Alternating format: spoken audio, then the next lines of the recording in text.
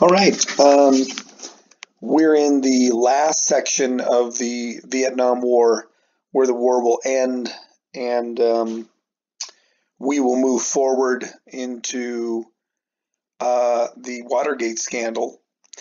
As mentioned in the last lecture, in 1968, Lyndon Johnson had stepped aside, and now it was Richard Nixon, the Republican candidate, running against the Democratic candidate, Vice President Hubert Humphreys from Minnesota, and then a third-party candidate, Governor of Alabama, a gentleman by the name of George Wallace. Richard Nixon will win the election in November in '68 and become the President of the United States. Nixon wanted to end the war, but he wants to do it through peace, and he wants to do it where we don't look like we're cowering away. His national security advisor, a very, very popular, very quoted man throughout time, came up with Henry Kissinger was his name, and he came up with a policy called Vietnamization. Star that one. And Vietnamization was the idea that, America is falling more and more away from this war. We got to get out of it. And we're going to give more responsibility back to South Vietnam. So we're going to gradually withdraw our troops. We're going to give them more of an active role in combat in the war. We'll supply them and we'll train them, but it's going to be their war. Nixon's goal was to have peace with honor.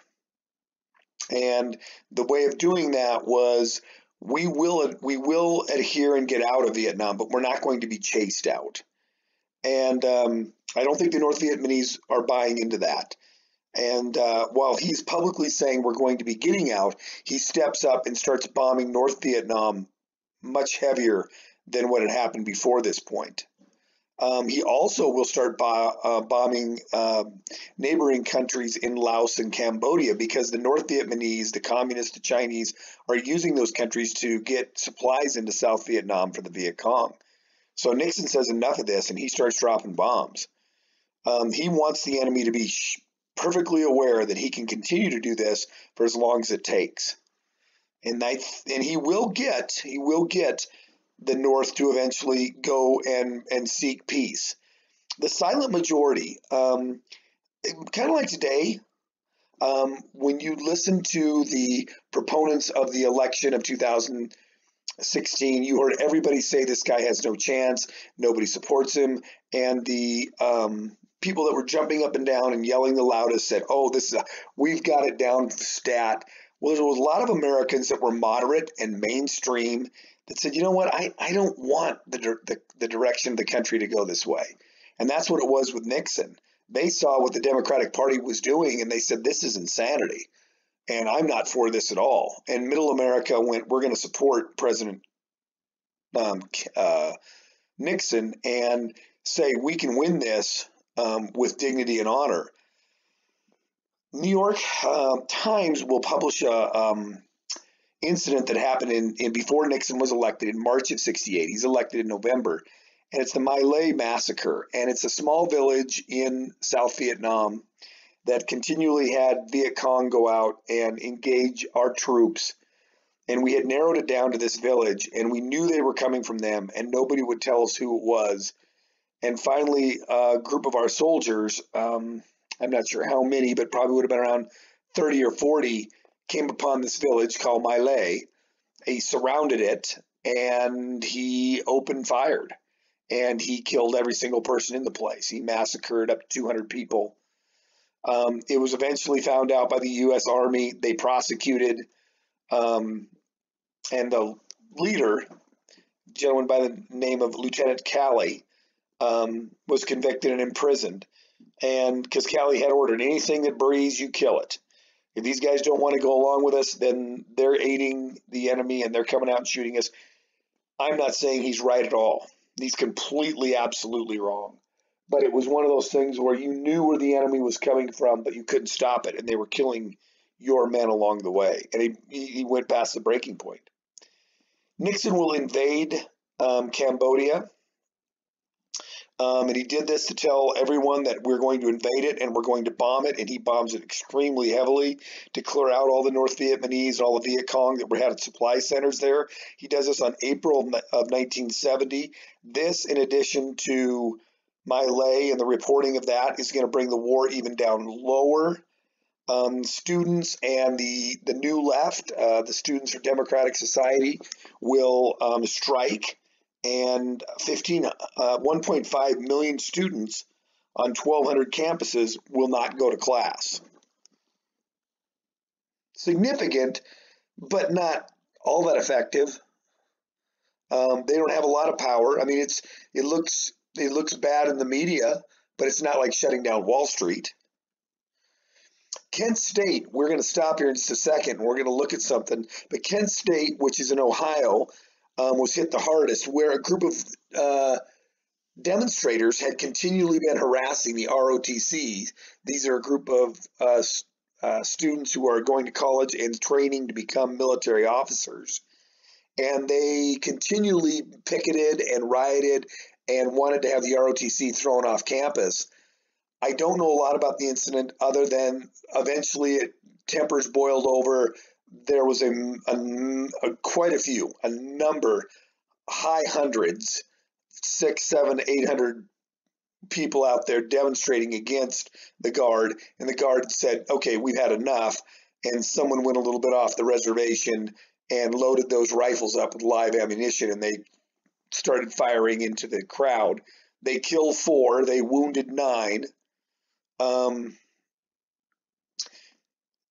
It was chaos. And the same thing happens a little bit later on an all-black school in Jackson, Mississippi, Jackson State, where 12 were wounded and 2 were killed. Now people are just frantic. And so we're going to stop here and listen to this song real quick. Okay, we're back. And again, I think it's somewhat like today. President Trump doesn't get the elite. He doesn't get the media. He doesn't get the academia. Those people hate him. They absolutely hate him.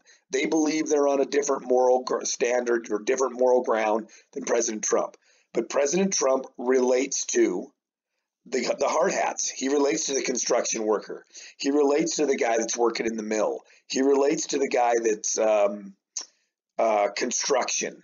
Those guys support Trump. And as Mrs. Clinton called them, they're the deplorables. And the deplorables, or the blue-collar guy, whatever you want to say, they supported Nixon. And but the foundation's cracking. There's division in our country like none other. Then one that's really going to hit is what's called the Pentagon Papers. The Pentagon Papers was a 7,000-page document that was an internal document that was saying that, number one, the Defense Department really didn't have a clear understanding of what they were doing in Vietnam. 2, they had no way of winning it. And 3, they were not being honest with the American public about Vietnam. That got leaked by the New York Times by a former employee. Actually, it was Daniel Ellsberg's psychiatrist that leaked it. Somehow it got out into the New York Times. I'm not sure how that one ended up, but Daniel Ellsberg worked for the Defense Department and had this document. It got leaked. This will cause even further distrust amongst Americans. Again, up until this point, before the 60s, authority was always right. Now you're having all kinds of problems. Let's get to where the war is going to end. But the war's not going to end yet. In March of 1972, North Vietnam tries another offensive, like the Tet Offensive. And Nixon, instead of cowering and backing down, stepped up and ordered massive bombings. He really stepped up the bombing campaign of North Vietnamese cities. He also ordered that to mine Hanoi's harbor. Hanoi is the capital of North Vietnam, where Soviet ships and Chinese supply ships are coming in. That's doubling down, because if a Soviet ship hits one of these things, are they going to take is this America doing it? What it did do, though, is it brought the Chinese to the negotiating table. Finally, it was divided in two. Peace was at hand. Nixon was selling this as peace with honor.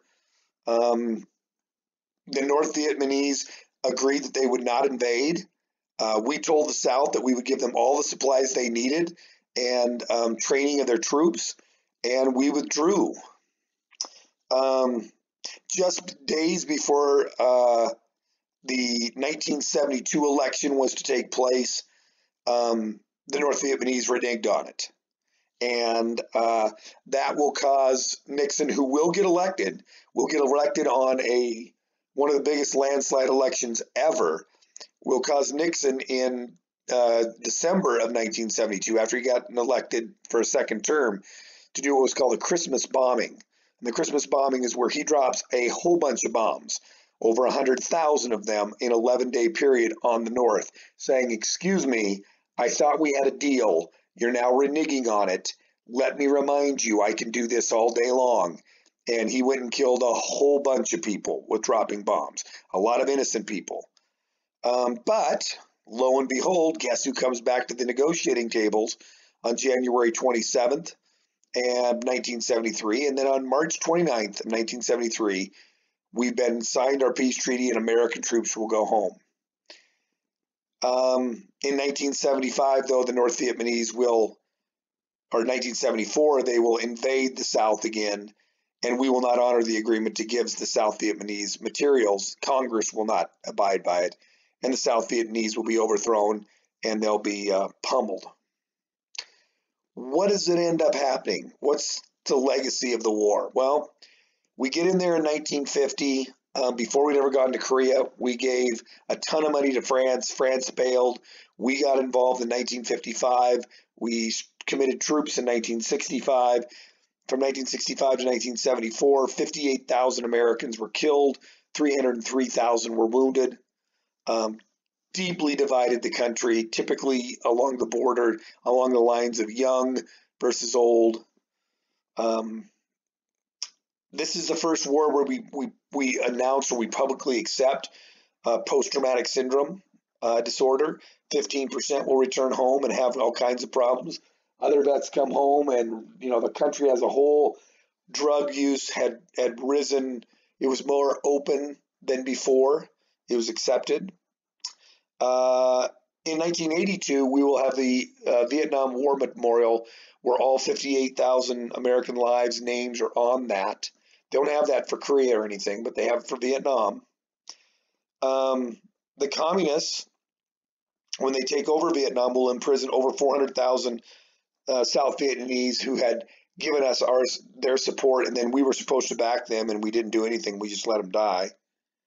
Cambodia becomes just an absolute disaster, just a disaster that America didn't want to hear about.